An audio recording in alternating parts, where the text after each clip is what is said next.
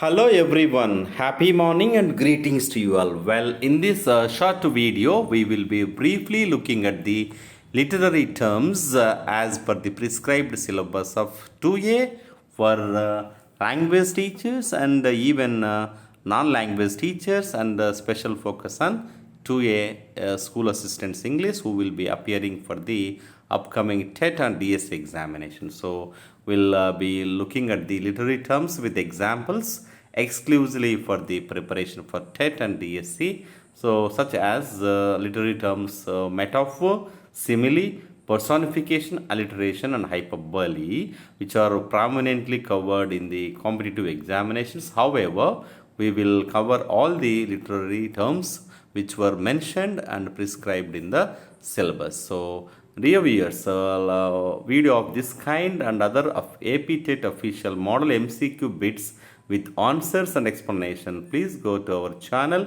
and this particular playlist. You can access all the previously uploaded MCQs and the practice sheet and as well as concept cards with brief analysis in less time and aiming at the best scores of the TET and DSC.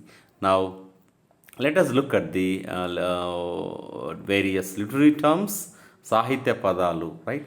Number one, as per the prescribed syllabus, parallelism, Samantara Nirmanam in Telugu, using a similar words, phrases or clauses that have the same grammatical form.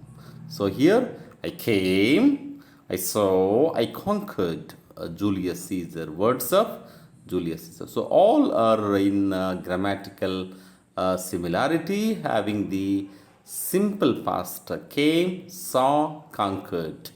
So this is an example of parallelism. Next one, prologue, prarambha upadgatam, an introductory speech or section that gives us background or information, right? The prologue in Shakespeare's Romeo and Juliet, right?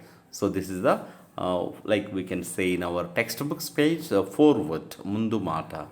Epilogue means something that comes at the end of the book, a chapter, or some other topic. A concluding speech or section at the end of a literary work.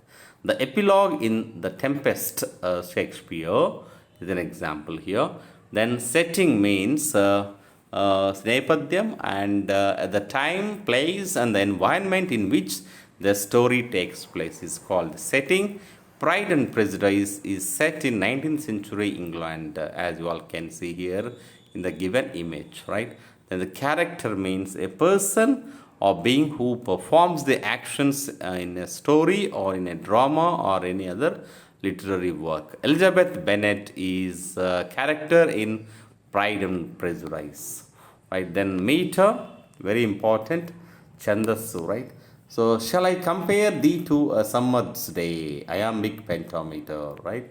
We will discuss the rhyme scheme, meter, and other aspects of literature in depth in the next videos. Diction means the choice and use of words and phrases by the writer, right?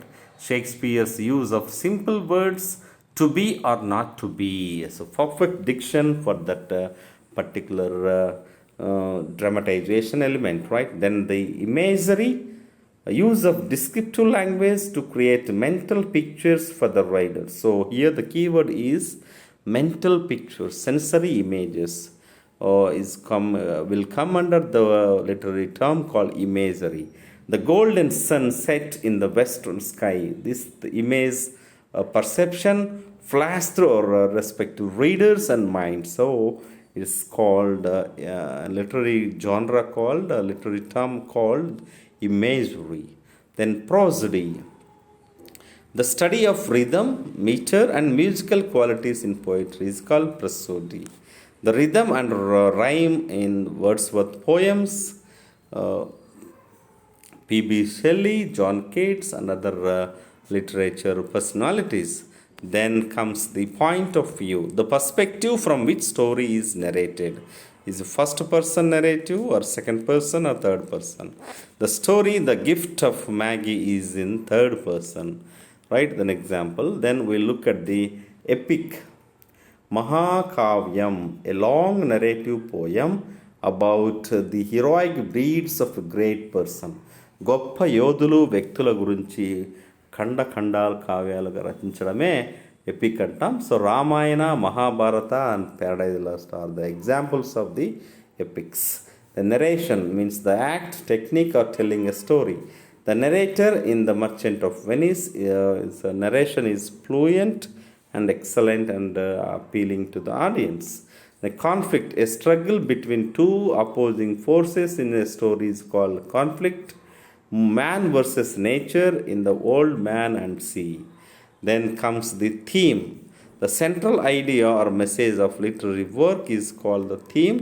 The theme of the last leaf is hope. So we completed 15 and now we will look at the remaining 15, starting with the irony. Irony means opposite. The expression of meaning by using language that normally signifies the opposite, often for humorous and emphatic effect, is called irony. So the last line, alas, poor Yorick in a Hamlet, is an example of irony. Alliteration, acharanuphrasa, means here the repetition of the same starting consonant sound in two or more nearby words. Wild winds whistle.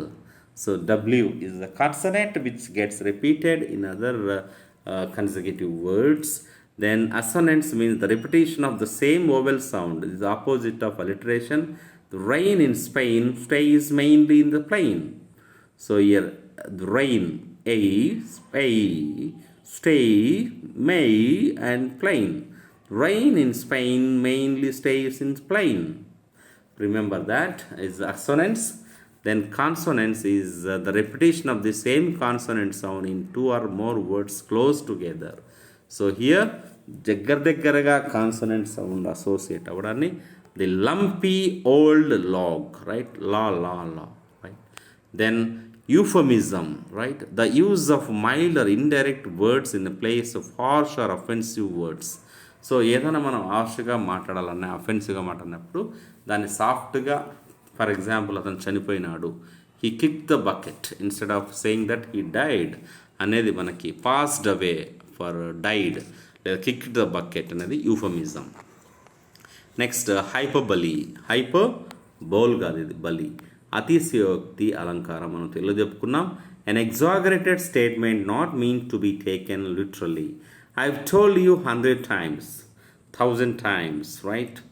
I'm very hungry. I could eat a horse, right? Rats are rumbling in the stomach. కడుపులో ఎలుకలు పరిగెడుతున్నాయి. It's all కొండంతని గోరంతం చేయడమే hyperbole, right? So here let us go to the metaphor, a figure of speech that makes a comparison between two unlike things without using like and as. So like as వాడుకోకుండా రెండిటి different things పైన comparison చేయడమే. Time is a thief. So time అనేది notion and thief person who catches or who steals without the notice of the people, right? So time is thief is an example of metaphor.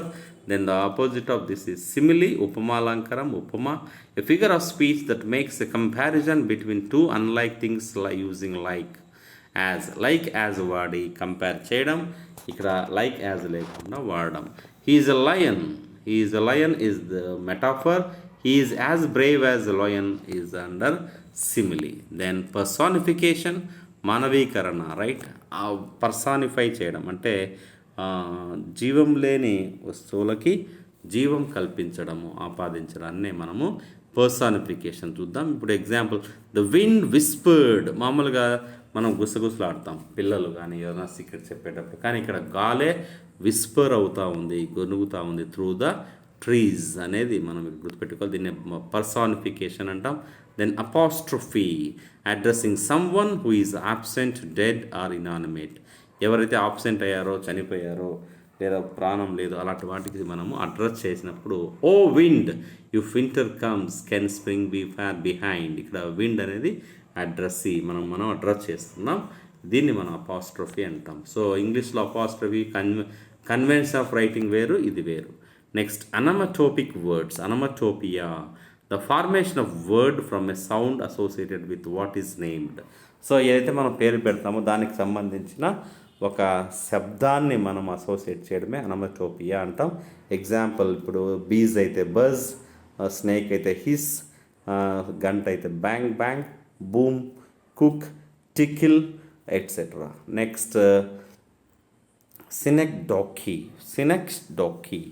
సినెక్డెక్వీ, లక్షణ అంతర్గతి, right. So a part is used to represent the whole or the whole to represent a part.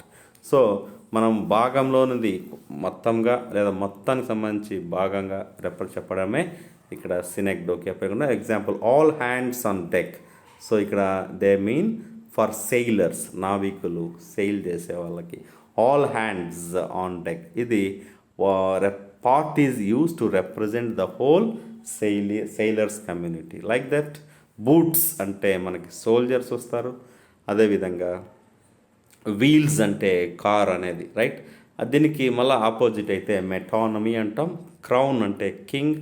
అదేవిధంగా the press అంటే ఇక్కడ మీకు తెలుసు army, the police, the bench అంటే list of judiciaries, అదేవిధంగా Hollywood, Tollywood, Kollywood. So these are all examples of synecdoche, and opposite is metonymy.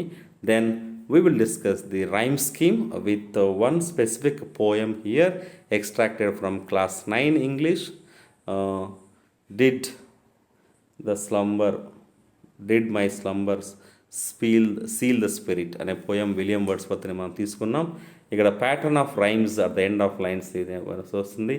So ఇక్కడ మనకి poem AB rhyme scheme ఎలా కనిపెట్టాలో ఇది మనకి pattern of rhymes at the end of lines అనేది గుర్తుపెట్టుకున్నాం. నెక్స్ట్ సలిలక్వి, దీన్ని ఎలా ప్రొనౌన్స్ చేయాలి? Soliloquy, a long speech by character when he is alone on stage పైన ఒంటరిగా ఉన్నప్పుడు, అదాక మరియు నిద్రలో కూడా మాట్లాడము, ఇది మనకు సాలిలాక్వీగా చెప్పుకుంటాం. Hamlet's soliloquy, to be or not to be అనేది మనము ఇక్కడ soliloquy alone speech when on stage. So insomnia అంటే నిద్రలో నడవడం, sorry. So soliloquy means a long speech by character when is alone on stage. Last one is foreshadowing, పూర్య సూచన, ముందుగానే దాన్ని పసిగట్టడం. Hints or clues about what will happen later in the story. ఒక స్టోరీలో ఏదో ఒక రకంగా క్లూస్ పరంగా, హింట్స్ పరంగా బేస్ చేసుకొని దాన్ని ముందే గెస్ చేయడం. The incident of the storm in Macbeth foreshadows the coming tragedy. So మ్యాక్బెత్లో ఆ యొక్క పొగలు రావడము, మంటలు మండడం అనేది ముందుగానే మనకి వచ్చే విషాదానికి ఇది సూచికగా చెప్పుదాం. ఈ విధంగా మనము లిటరరీ టర్మ్స్ని మొత్తం చెప్పుకున్నాం. సో ఒక్కసారి మీరు రివైజ్ చేయండి. ఇందులో అన్ని అంశాలను విత్ ఎగ్జాంపుల్ చెప్పాం కాబట్టి ఏదో ఒక 2 మార్కులు కంపల్సరీగా మనకి దీని నుంచి వచ్చే అవకాశం ఉంది. ఇలాంటి మరిన్ని వీడియోల కోసం మన యొక్క ఛానల్ మరియు AP TET official model MCQ bits with answers చూడండి. Wish you all happy learning and keep learning. Do take care. Jai Hind.